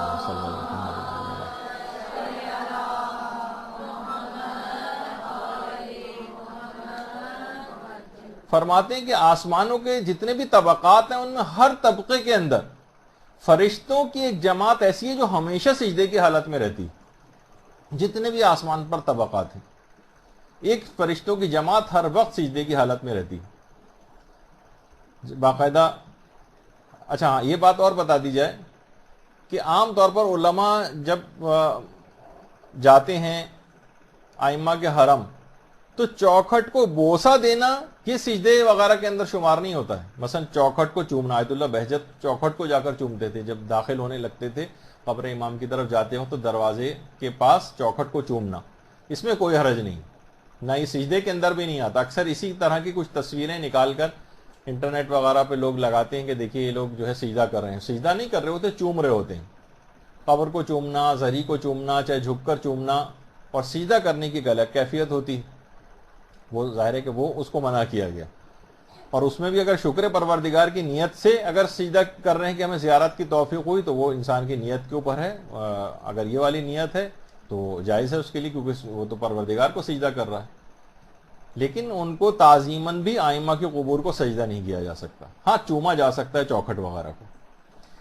تو بیان یہ ہو رہا تھا کہ تفسیر منہج الصادقین اس کے اندر باقاعدہ ایک روایت ہے کہ حضرت نوح نے ایک مرتبہ، یہ کوہ جودی جس کے متعلق کہا جاتا ہے کہ حضرت نوح کی کشتی یہاں پر آ کر ٹھہری تھی، حضرت نوح نے ایک دفعہ پروردگار دیکھا کہ ابلیس بہت زیادہ رو رہا ہے، باقاعدہ اس زمانے مجسم صورت میں بھی سامنے آتا تھا، اور بہت زیادہ رو رہا ہے. تو ان کا بھی دل پسیج گیا، کہا کہ پروردگار کیا ابلیس کی توبہ قبول ہو سکتی ہے؟ تو پروردگار نے کہا ہاں، اگر یہ آج بھی قبر آدم کو جا کر سجدہ کر لے. اس وقت سجدے سے انکار کیا تھا نا، لیکن آج بھی اگر یہ قبر آدم کو جا کر سجدہ کر لے، یعنی اس کی طرف رخ کر کے، جیسے کہ اس سے پہلے ذکر ہوا، قبلہ قرار دے کے، تو اس کی توبہ جو ہے میں قبول کر لوں گا. اچھا اتنا اور بتا دیا جائے کہ حضرت طوفان نوح سے پہلے حضرت آدم کی جو قبر تھی وہ مکے میں تھی، باقاعدہ کوہ ابو قبیس، جہاں پر اس وقت خانہ کعبہ کے بالکل سامنے جو ایک بادشاہ کا محل ہے، محل اصل میں اسی کوہ ابو قبیس کے اوپر بنا ہوا ہے. تھوڑا سا حصہ نظر بھی آ رہا ہے اس کا الٹے ہاتھ پر. پہلے کوہ ابو قبیس کے قریب یا کوہ ابو قبیس کے اندر ہی حضرت آدم کے جسم کو امانتاً یہاں پر دفن کیا گیا تھا. اور پھر روایت میں کہ جب طوفان نوح آیا تو حضرت نوح نے حضرت آدم کے جسم کو یہاں سے نکالا، اور اس کے بعد ذریعہ امیر المومنین والی جو جگہ ہے جہاں پر امیر المومنین دفن ہے، اللہ صلی اللہ علیہ وسلم،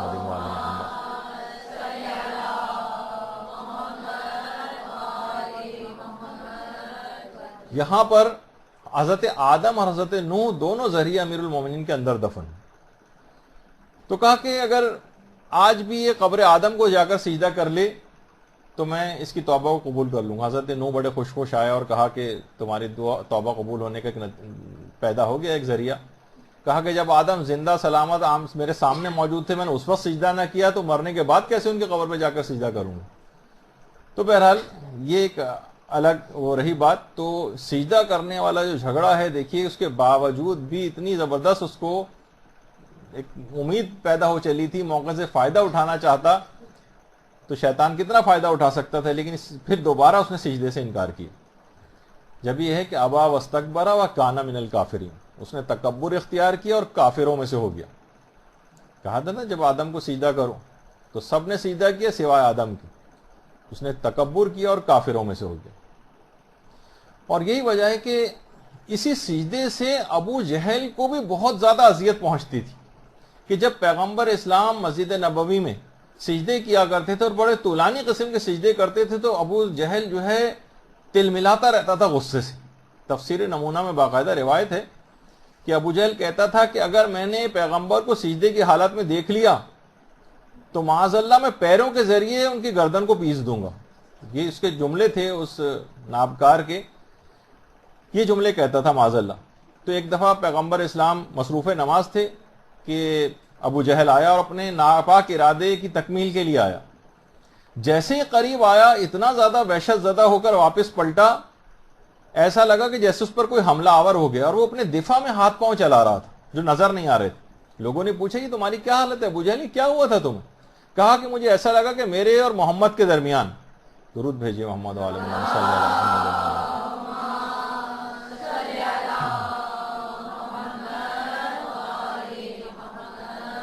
کے درمیان ایک نشیب ہے، گہرائی ہے، اس میں آگ ہی آگ ہے، اور وہ خطرناک منظر مجھ سے دیکھا نہیں گیا اور مجھے یہاں تک کہ فرشتوں کے بالوں پر نظر آ رہے تھے. رسول اللہ نے فرمایا کہ اس ذات اقدس کی قسم جس کے قبضے قدرت میں میری جان، اگر ابو جہل ذرہ برابر بھی میرے نزدیک آیا تو اللہ کے فرشتے اس کے بدن کے ٹکڑے ٹکڑے کر دیں گے اور اس کے بدن کو اٹھا کر لے جائیں گے. یعنی پیغمبر نے باقاعدہ جملہ ارشاد فرمایا. تو آج بھی جس طریقے سے ابو جہل سے برداشت نہیں ہوتے تھے سجدے، آج بھی شیطان حسرت و یاس سے فریادیں کرتا ہے کہ جب بھی کبھی کسی بندہ مومن کو کسی طویل سجدے کی حالت میں دیکھتا ہے تو اپنے اوپر افسوس کرتا ہے، ہائے افسوس مجھ پر کہ اللہ کے بندے اس کی فرما برداری اور اس کی اطاعت میں سجدے کر رہے ہیں اور میں اسی سجدے کی مخالفت کر کے راندہ بارگاہ الہی ہو گیا ہوں. تو اچھا، پیغمبر کی ایک سیرت اور بھی تھی. ویسے تو پوری کوشش کرنی چاہیے کامل اور طویل سجدہ انسان انجام دے. نامکمل سجدوں کو دیکھ کر پیغمبر سخت ناراحت ہوتے تھے، بہت سخت ان کو تکلیف پہنچتی تھی. ایک شخص آیا، بہت جلدی جلدی نمازیں اس نے پڑھی، نہ رکوع صحیح طور پہ کر رہا ہے، نہ سجدے صحیح طور پہ کر رہا ہے، بس اس طرح کوا اس طرح ٹھونگے مارتا ہے. اس طریقے سے اس نے ٹھونگے ماری 2 سجدے میں. اور عام طور پر کتنے ہی نمازی ایسے مسجدوں کے اندر نظر آتے ہیں، گھروں میں نظر آتے ہیں. پیغمبر نے افسوس کیا کہ کہا کہ اگر یہ اسی حالت میں مر گیا اور اس نے اپنی نمازوں کو درست نہ کیا اور سجدوں کو کامل نہ بجا لایا تو یہ میرے دین پر نہیں مرے گا. یعنی رکوع اور سجدے کو صحیح طور پر بجا لانا اس کی بڑی اہمیت. اور دیکھیے انہی اعضائے سجدہ جو ہیں، اعضائے سجدہ، ان کو مساجد بھی کہا گیا ہے. وَأَنَّ الْمَسَاجِدَ لِلَّهِ، اور وہ اعضائے سجدہ کو مسجد کہا گیا ہے. یعنی جو سجدے کے مقامات ہیں، اور سجدہ کرتے ہوئے دونوں ہتھیلیوں کو اچھی طریقے سے زمین کے اوپر رکھنا. روایت میں اس کی بھی ایک بعض اوقات بیچ میں سے ہاتھ ہلکا سا اٹھا ہوا ہوتا ہے، وہ کفایت تو کرتا ہے، نماز تو صحیح رہتی ہے، لیکن اس کی الگ سے امیر المومنین کی باقاعدہ ایک حدیث ہے اس سلسلے میں.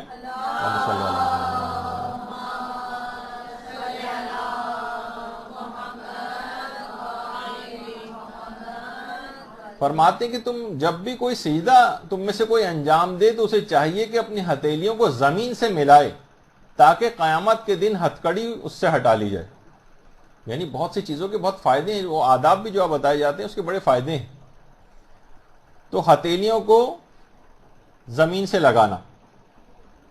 دیکھیے بہت سی اسلامی سزائیں ایسی، بعض اوقات یہ چیزیں بھی دیکھا کریں. اب تو شہادتوں کی تاریخ چل رہی ہے، ٹی وی میں ہر چیزیں آپ دیکھتی ہیں. چور کی انگلیوں کو کاٹنے کا حکم ہے. اس کے اندر بھی پورے ہاتھ کو نہیں کاٹا جاتا ہے، اس کا صرف انگلیاں کاٹی جاتی ہیں تاکہ وہ اس کا حق جو عبادت ہے وہ اس کے پاس رہے. مثلا ہتھیلیوں کو زمین کے اوپر لگانا، یہ چور تک کے لیے اس بات کا اسلام نے خیال رکھا ہے کہ اس کا حق عبادت اور حق سجدہ محفوظ رہے. ٹھیک ہے اس نے گناہ کیا، اس کو سزا ملے گی، انگلیاں کاٹ دی جائیں، لیکن ہتھیلیاں اس کو زمین کے اوپر ہی رکھنا. ایک شخص آتا ہے پیغمبر کے پاس کہ یا رسول اللہ آپ سے درخواست ہے کہ خدا سے دعا کیجئے کہ وہ مجھے جنت میں داخل کر دے. پیغمبر نے فرمایا تم اللہم صلی علی محمد وعلی محمد.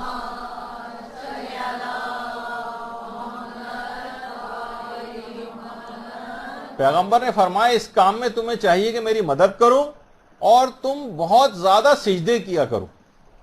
اس کا ایک پہلو علماء نے یہ بھی لکھا کہ جس طریقے سے سجدہ یہاں پر سر تسلیم کو خم کر خدا کے احکامات کے پر عمل کرو، اس کے بعد اس طرح سے تم میری مدد کر سکو گے، میں تمہاری یعنی شفاعت کر سکوں گا، تمہیں جنت میں لے جانے کا سامان ہو سکے گا.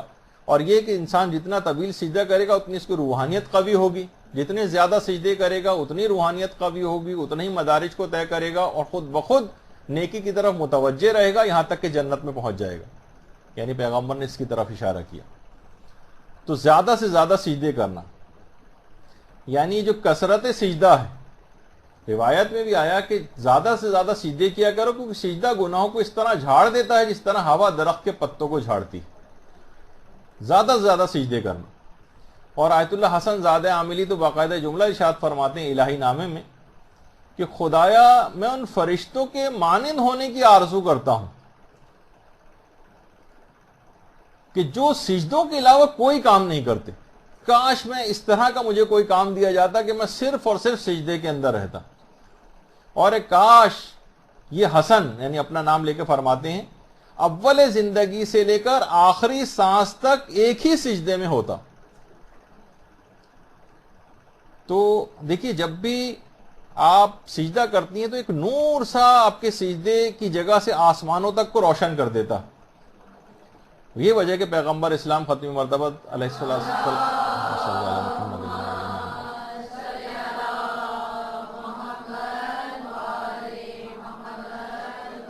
کہ وہ مومن کے جب زمین کے اوپر کوئی سجدہ کرتا ہے تو اس کا نور آسمان تک کو منور کر دیتا ہے. یعنی سجدہ وہ زمین پر کر رہا ہے اور نور آسمان تک منور ہو رہا ہے. اور یہی وجہ ہے کہ جو سجدوں کی اہمیت کو جانتے ہیں ان کی پوری زندگی سجدوں سے عبارت رہی. پیغمبر اسلام اس قدر سجدے کیا کرتے تھے، اس قدر سجدے کیا کرتے تھے کہ باقاعدہ تفسیر المیزان میں ہے کہ مستحبی نماز میں اتنے طویل رکوع، اتنے طویل سجدے کرتے تھے کہ لوگ حیران ہو جاتے تھے کہ پیغمبر کبھی سجدے سے یا رکوع سے سر اٹھائیں گے بھی یا نہیں. اتنے طویل سجدے. نماز جماعت اگر پڑھ رہے ہوتے ہیں تو اس میں تو کمزور مومنین کا خیال کرنا ہوتا ہے، لیکن اگر آپ فرادہ نماز پڑھ رہی ہیں، واجب نماز کے طویل سجدے کریں، مستحب نمازیں آپ پڑھ رہی ہیں، جتنا چاہیں آپ طویل سجدہ کریں، آپ کو اجازت. اور دیکھیے نیکیوں میں بھی سبقت حاصل کرنے کا باقاعدہ حکم ہے. فضل ابن شازان جو معصومین کے باقاعدہ اصحاب میں سے رہے ہیں، وہ فرماتے ہیں کہ جب میں 8ویں امام کے باقاعدہ اصحاب میں سے تھے، اللہم صلی علی محمد و علی محمد،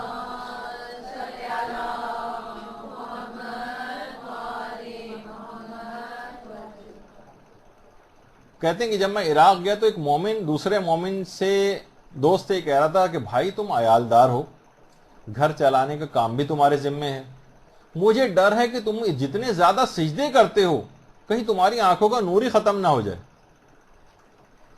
تو اس شخص نے کہا کہ وائے ہو مجھ پر، یعنی میں تو اپنی ملامت کرتا ہوں کہ اگر سجدوں کے ذریعے انسان کی آنکھوں کا نور جاتا تو محمد ابن ابی عمیر کا نور، آنکھوں کا نور پہلے ختم ہو جانا چاہیے تھا. تو مجھ سے بھی زیادہ سجدے کرتے ہیں کہ نماز فجر کے بعد جو سجدہ شکر میں اپنے سر کو ٹکاتے ہیں تو نماز ظہر تک سر کو بلند ہی نہیں کرتے. محمد ابن ابی عمیر، فضل کہتے ہیں کہ میں محمد ابن ابی عمیر سے ملنے کے لیے گیا تو وہ طویل سجدے کے اندر تھے. انہوں نے جا کے کہا کہ لوگ آپ کے طویل سجدے کی بڑی تعریفیں کرتے ہیں. محمد ابن ابی عمیر نے کہا کہ اگر آپ معروف خربوز، یہ باقاعدہ اصحاب اجماع میں سے ہیں، یعنی بہت جلیل القدر امام کے اصحاب میں سے تھے معروف خربوز، کہنے اگر آپ میرے سجدے کے اوپر بات کریں، اگر آپ معروف خربوز کا سجدہ اگر آپ دیکھ لیں تو آپ میرے سجدے کی بات ہی کو بھول جائیں گے. تو ایک دوسرے سے سجدوں کے طوالت کے اندر مقابلہ کیا کرتے تھے.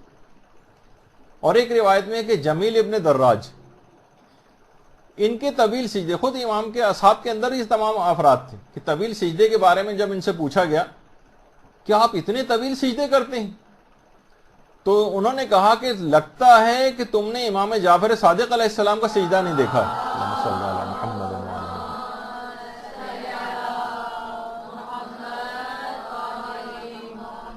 اگر تم امام صادق کا سجدہ دیکھ لیتے تو ان کے مقابلے میں میرا سجدہ کچھ بھی طولانی نہیں، جو کہ چھٹے امام سجدہ کیا کرتے تھے.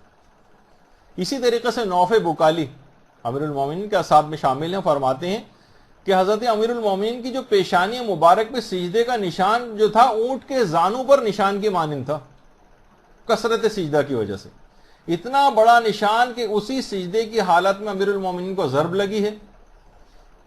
اور صرف امیر المومنین کی حد تک نہیں بلکہ آپ کی اپنی زوجہ حضرت فاطمہ الزہرا سلام اللہ علیہا کے سجدے.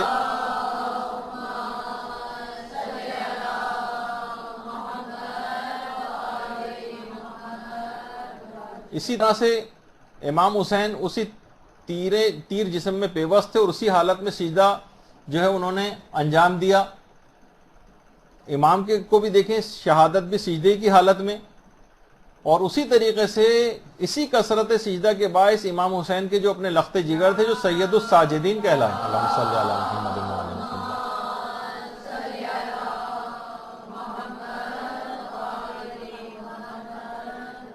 وہ اسی کثرت سجدہ کے باعث ان کو یہ لقب دیا گیا. اسی طریقے سے ہمارے 7ویں امام موسیٰ کاظم علیہ الصلوۃ والسلام،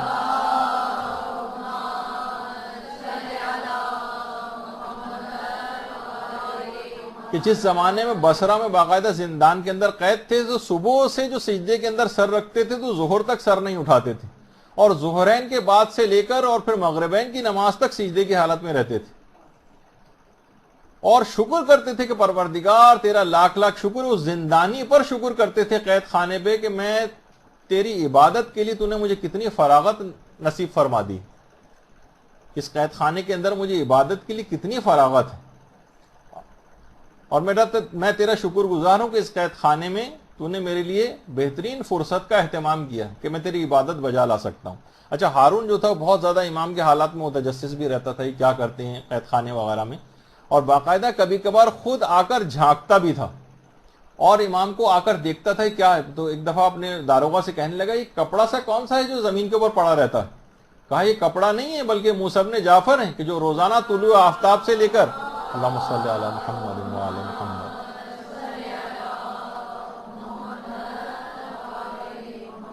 کہ جو طلوع آفتاب سے لے کر اور نماز ظہر تک سجدے کی حالت میں رہتے ہیں. اور یہاں تک کہ روایت میں ملتا ہے کہ امام موسیٰ کاظم علیہ السلام اسی سجدے کی حالت میں دنیا سے رخصت ہوئے.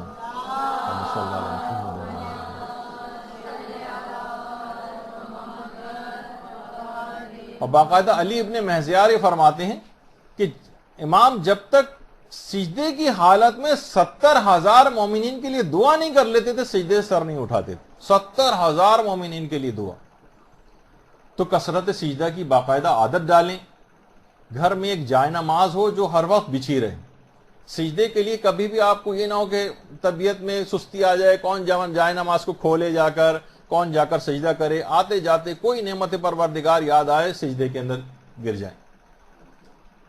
اور گھر کے اندر باقاعدہ آتے جاتے یعنی اچھا میں نے اس سے پہلے جب شروع کی جو دروس ہوئے تھے تو اس میں کہا تھا کہ نماز کا اور سجدوں کا ایک ماحول گھر میں بنانا چاہیے.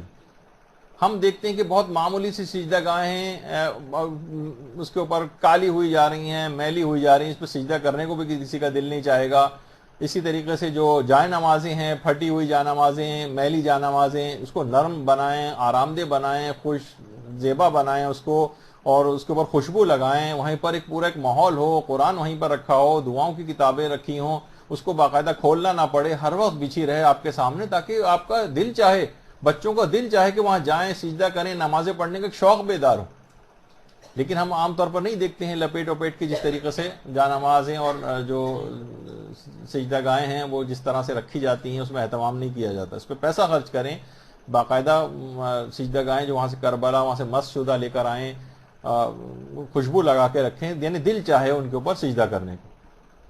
باقاعدہ اسرار الصلاۃ جو کہ آداب نماز کے نام سے بھی امام خمینی کتاب ہے، اس میں امام خمینی فرماتے ہیں اگر صحیح معنوں میں ایک حقیقی سجدہ انسان انجام دے لے ایک، تو ساری عمر کے خسارے کا ازالہ ہو سکتا ہے صرف ایک سجدے سے. ہم اپنی پوری زندگی برباد نظر آتی ہے نا پچھلی، کہ کیا ہماری زندگی، کون سی ہماری عبادات، کیا ہم نے دین کے لیے کام کیا ہے. کہہ رہے ہیں ایک حقیقی سجدہ اگر کوئی شخص انجام دے لے پوری زندگی کے نقصان کا ازالہ کر سکتا، ساری عمر کا نقصان پورا ہو جائے گا. اور فرماتے ہیں ایک اس سجدے سے حق ہمیشہ اس کے ساتھ رہے گا اور کبھی شیطان اس کے دائرے کے اندر قدم نہیں رکھ سکے گا اسے بہکانے کے لیے. اور فرماتے ہیں کہ میں خدا سے شیطانی مکر و حیلے کی پناہ چاہتا ہوں اور محضر ربوبیت میں شرمندگی اور رسوائی سے اس کی پناہ چاہتا ہوں. یہ باقاعدہ امام خمینی نے جملے لکھے. تو ایک سجدے کے ذریعے اتنے مقام کو انسان حاصل کر سکتا. ہمارے پانچویں امام محمد باقر علیہ الصلوۃ والسلام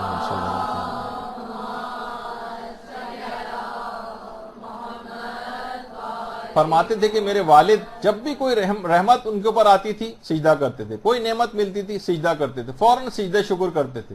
قرآن کی کوئی آیت پڑھتے تھے، آیت سجدہ آتی تھی، سجدہ کرتے تھے. جب آپ کی راہ میں کوئی ناخوشگوار حادثہ پیش آ جاتا تھا فوراً سجدہ کرتے تھے. کسی دشمن کے مکر و فریب کی کوئی اطلاع ملتی تھی فوراً سجدہ کرتے تھے. ہر نماز واجب کے بعد سجدہ شکر کرتے تھے. جب دو مومنوں کے درمیان صلح کرا دیتے تو شکر کا ایک سجدہ کرتے تھے. یہاں تک کہ اعضائے سجدہ پر نشانات پڑ گئے تھے. پانچویں امام فرماتے ہیں ہمارے چوتھے امام کے کہ نام لقب پڑ گیا تھا ان کا ذو الصفنات، کہ باقاعدہ شیخ صدوق نے جو روایت نقل کی پانچویں امام سے کہ میرے والد امام زین العابدین علیہ السلام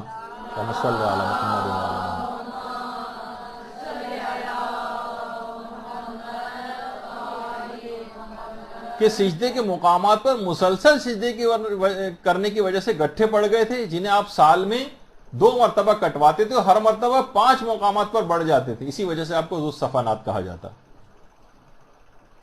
اور روایت میں ملتا ہے کہ سجدے ہی کے اندر مولا علی اس قدر گریہ فرماتے تھے کہ کسی شاعر نے جو کہا ہے کہ علی کی یعنی شخصیت یعنی ایسی عجیب شخصیت تھی کہ زندگی کے مشکل ترین لمحات میں مسکراتے تھے اور محراب عبادت میں شدت سے گریا کرتے تھے. قیام کے وقت قیام، سجدے کے وقت سجدہ. جبکہ ہماری یہ حالت ہے کہ وہ جو شعر ہے نا کہ مسلمان گر گئے سجدے میں جب وقت قیام آیا، تو ہم لوگوں کی یہ حالت ہے جو امیر المومنین کی سیرت سے بالکل متضاد ہے. اور یہی سجدہ ہے کہ جو کتنے ہمارے علماء ہیں کہ جو باقاعدہ بچپن سے ہی ایسی چیزیں ان کو سکھائی گئی تھیں اور تعلیمات کہ باقاعدہ اپنی شرارتوں تک کے اندر سجدے کو استعمال کرتے تھے. علامہ ہلی 11 سال کی عمر میں علامہ ہلی مجتہد ہو گئے تھے. ان کے بیٹے بھی بہت جلدی مجتہد ہو گئے تھے. روایت میں ملتا ہے یا تو ان کے بیٹے کے لیے خود علامہ ہلی کے لیے کہ دوران درس 11 سال کی عمر میں جب مجتہد ہو گئے تو درس بھی دیتے تھے.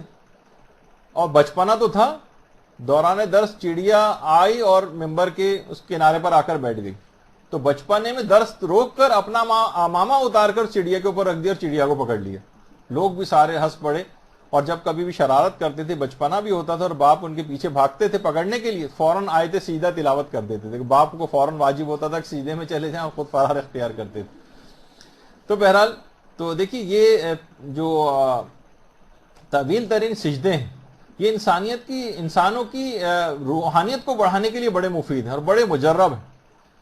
علماء فرماتے ہیں بڑے کام کی چیز آج کل کے حوالے سے، جب انسان کسی بھی صورتحال میں بے بس ہو جائے اور کوئی تدبیر کارگر نہ رہے تو اس بے بسی کا علاج فقط سجدہ ہے.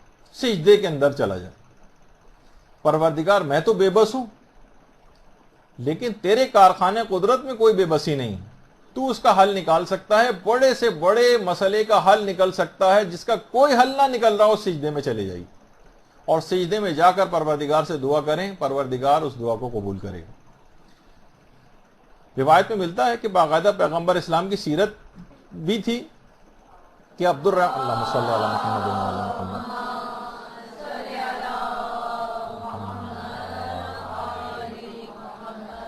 کہ عبد الرحمن ابن عوف کہتے ہیں کہ میں پیغمبر اسلام کے ساتھ ایک نخلستان سے گزر رہا تھا کہ اچانک سے پیغمبر اسلام اپنی سواری سے اترے اور سجدے میں چلے گا اور اتنا طویل سجدہ کیا، اتنا طویل سجدے کیا کہ مجھے لگا کہ پیغمبر نے جان آفرین کے سپرد کر دی اور روح قفص انصری سے پرواز کر چکی. اسی وقت پیغمبر نے اپنے سر کو اٹھایا اور فرمایا عوف، عبد الرحمن ابن عوف، یہ سجدہ شکر تھا اس بات کے لیے کہ اللہ نے مجھ پر وحی کی کہ جو شخص بھی مجھ پر درود بھیجے گا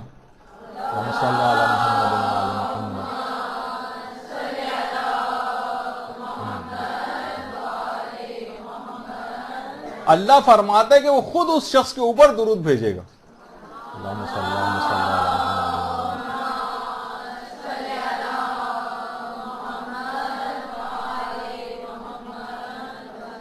اور یہ وہی سجدہ ہے کہ منتہی الاعمال میں باقاعدہ حکیمہ خاتون نے کی جو روایت ہے شیخ عباس قمی نے جو لکھی ہے کہ جس وقت حضرت امام زمانہ علیہ الصلوۃ والسلام کی پیدائش ہوئی ہے، اللہم صلی علی محمد،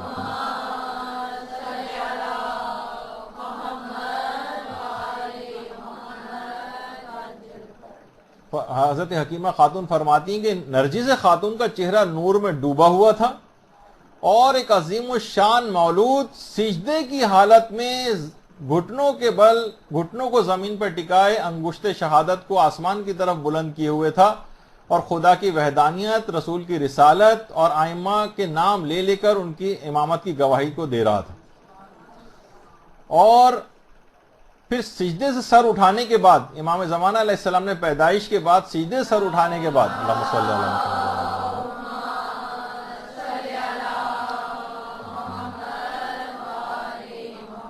باقاعدہ سورہ آل عمران کی آیات بھی تلاوت کی.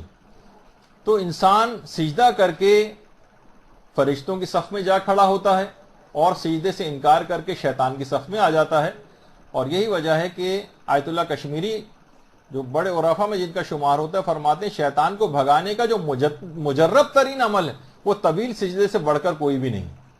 طویل سجدہ انسان انجام دے کسی بھی گناہ کے سلسلے میں اگر وہ بے بس ہو رہا اور اصلاح قلب کے لیے اور اپنی باطن کی درستگی کے لیے، باطن ہمارا خراب ہوا جا رہا ہے نا، تو آیت اللہ جواد ملکی تبریزی جو امام خمینی کی عرفانیت کے استاد تھے باقاعدہ، وہ خود فرماتے ہیں کہ میرے اپنے استاد ملا حسین قلی حمدانی ان سے جب باقاعدہ یہ چیز پوچھی گئی کہ آپ یہ بتائیے کہ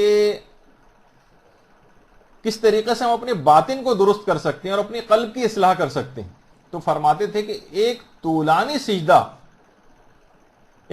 سجدہ کرو اور اس کے اندر ذکر یونسیہ لا الہ الا انت سبحانک انی کنت من الظالمین یہ پڑھو. اس پر اگر تم نے مداومت کر لی طویل سجدے میں جا کر ذکر یونسیہ پڑھنے کی، تو اس سے بہتر کوئی چیز ہے ہی نہیں اصلاح قلب کے لیے اور باطن کی درستگی کے لیے. جتنے بھی حجابات ظلمانیوں برطرف ہو جاتے ہیں، حتیٰ کہ انسان کی چشم برزخی کھل جاتی.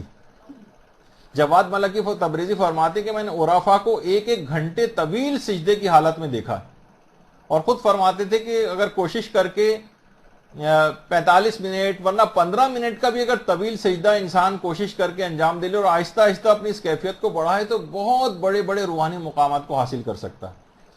اور آغا ہاشم حداد جو کہ خود عرفہ کے اندر گزرے ہیں فرماتے تھے کہ سجدے کی حالت میں جا کر یا اللہ یا اللہ یا اللہ یا اتنا پڑھنا، یہاں تک کہ روایات میں بھی ائمہ کے لیے ملتا ہے کہ جب تک سانس نہ ٹوٹ جائے جب تک یا اللہ کا ورد کرتے رہیں. یہ بہت مجرب ہے.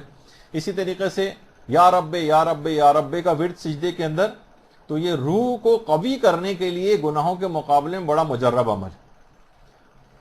اور کہا جاتا ہے کہ طولانی سجدے سے بڑھ کر خدا کا قرب حاصل کرنے کی جو سب سے چھوٹی راہ ہے، یعنی خدا کا قرب حاصل اور جلدی حاصل کرنے کی سب سے چھوٹی راہ طویل سجدہ ہے. اور پیغمبر فرماتے تھے کہ اگر تم چاہو کہ قیامت کے دن خدا تم کو میرے ساتھ محشور کرے تو خدا قہار کے حضور طولانی سجدے کیا کرو. یعنی پیغمبر اسلام کے ساتھ محشور پروردگار کرے گا طولانی سجدہ کرنے والوں. اور رکوع اور سجدے کے متعلق یہ بھی جملہ چھٹے امام نے ارشاد فرمایا کہ رکوع و سجدے کو طول دو،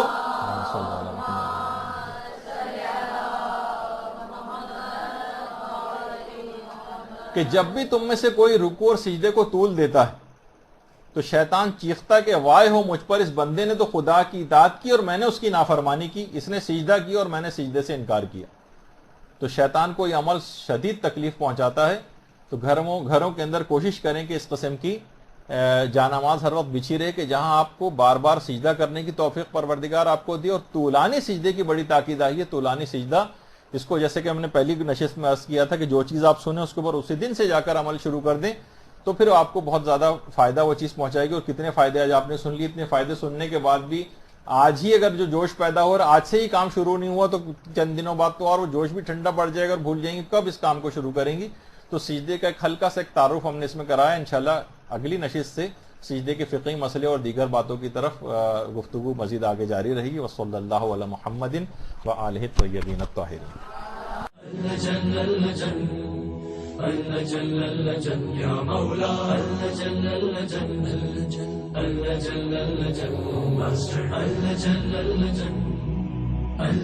يا صاحب السماء